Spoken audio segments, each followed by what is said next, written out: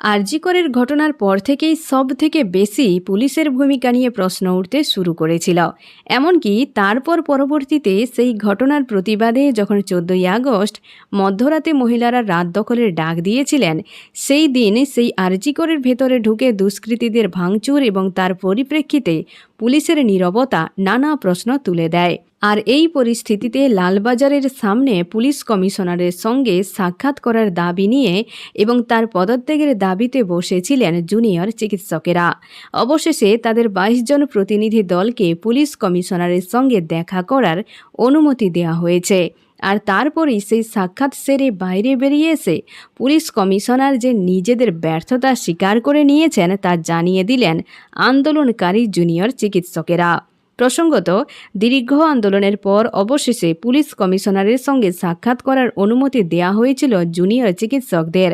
আর তারপরেই তারা 22 জন প্রতিনিধি দল ভেতরে গিয়ে কলকাতা পুলিশ কমিশনার বিনীত গোয়েলের সঙ্গে দেখা করে তাদের ডেপুটেশন জমা দেন।